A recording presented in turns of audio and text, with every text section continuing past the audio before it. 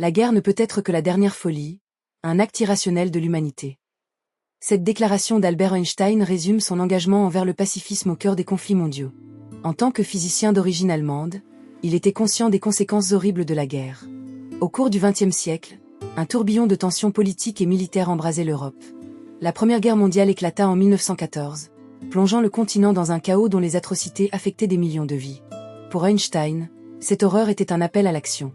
La guerre était une attaque contre les valeurs humaines, une déconstruction de la solidarité et de la paix. Il avait prévu que la guerre engendrerait une spirale de souffrance et appelait à la coopération internationale à travers des lettres et des discours, défiant la pensée dominante de son temps. Son pacifisme suscitait des critiques. À une époque où la guerre était glorifiée, il apparaissait comme un idéaliste. Le chemin d'Einstein vers le pacifisme était semé d'embûches. Face au désespoir de son pays et à la montée du nazisme dans les années 1930, il demeura engagé dans des initiatives humanitaires. Il ne se contentait pas de dénoncer, il agissait pour défendre les opprimés.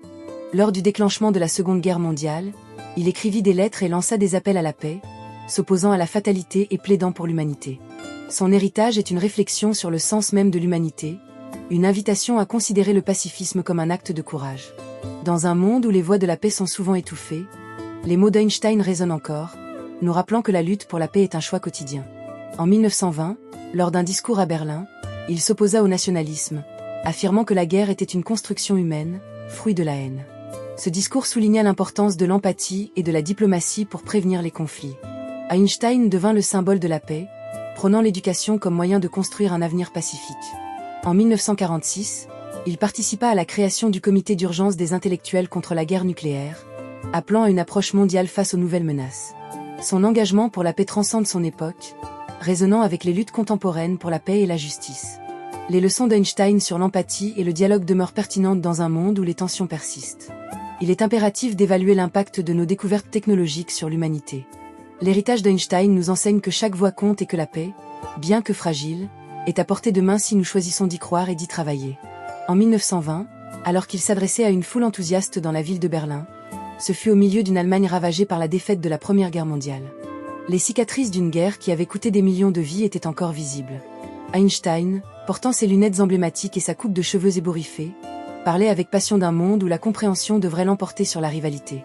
Ces mots, porteurs d'une vérité profonde, résonnaient dans le cœur des auditeurs, invitant à une réflexion collective sur la nature destructrice de la guerre. Il proclama, avec une ferveur palpable, que l'enseignement et la culture sont les seules armes efficaces contre la guerre, insistant sur l'idée que l'éducation était essentielle pour forger une paix durable. Cette vision pacifiste s'ancre dans les réflexions d'Einstein sur la nature humaine. Il s'interrogeait souvent sur les motivations qui poussent les nations à s'affronter. Pourquoi les hommes se battent-ils ? Se demandait-il dans ses lettres. La réponse, à ses yeux, résidait dans l'ignorance, la peur et un manque d'empathie. Les mots d'Einstein étaient donc un cri de ralliement, incitant les gens à dépasser les barrières culturelles et à embrasser une compréhension mutuelle. Au fond de lui, il croyait que la guerre était évitable si les peuples étaient ouverts au dialogue. Dans les années 1930, alors que l'Allemagne s'enfonçait dans l'obscurité du national-socialisme, Einstein observait avec une angoisse grandissante. Il savait que la montée du nazisme marquait un tournant dangereux non seulement pour son pays, mais pour l'humanité tout entière. En tant que juif et intellectuel, il fit rapidement face à l'antisémitisme croissant, et sa propre sécurité était devenue précaire. Pourtant, il ne faillit jamais à son devoir de défenseur des droits humains.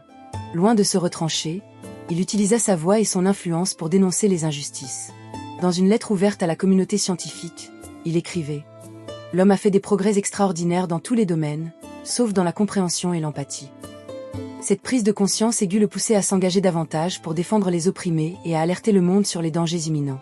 En 1939, alors que la Seconde Guerre mondiale se profilait à l'horizon, Einstein signa une lettre au président Franklin D. Roosevelt, avertissant du potentiel destructeur de l'énergie nucléaire. Il ne s'agissait pas seulement d'une préoccupation scientifique, mais d'un appel urgent à la responsabilité morale des scientifiques.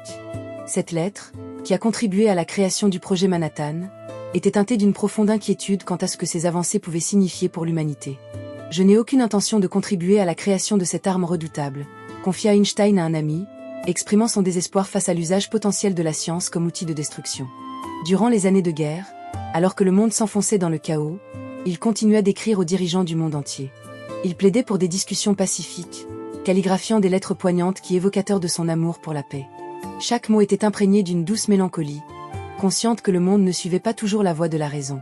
En 1946, avec la guerre fraîchement terminée, Einstein s'associa à d'autres intellectuels pour fonder le comité d'urgence des intellectuels contre la guerre nucléaire. Ce comité rassemblait des esprits brillants, unissant leurs voix pour prévenir une catastrophe mondiale, avec pour devise « Il n'y a pas de paix sans sécurité, mais il n'y a pas de sécurité sans paix ». Cette initiative était un témoignage clair de la volonté d'Einstein de faire face aux réalités d'un monde en pleine mutation. Son héritage est une réflexion sur le sens même de l'humanité, une invitation à considérer le pacifisme comme un acte de courage. Dans un monde où les voix de la paix sont souvent étouffées, les mots d'Einstein résonnent encore, nous rappelant que la lutte pour la paix est un choix quotidien.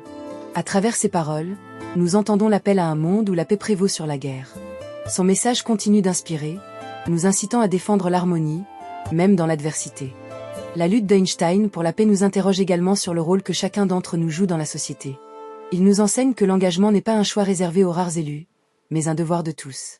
Chaque acte de bienveillance, chaque geste d'empathie, contribue à construire des ponts entre les cultures. Le véritable courage réside dans la capacité à choisir la paix. Cela exige de remettre en question les préjugés, de transcender les clivages. Ainsi, l'héritage d'Einstein ne se limite pas à ses découvertes scientifiques. Il incarne un appel vibrant à l'action, à la solidarité et à la compréhension. Le message d'Einstein, tout en étant ancré dans son époque, demeure d'une pertinence criante aujourd'hui.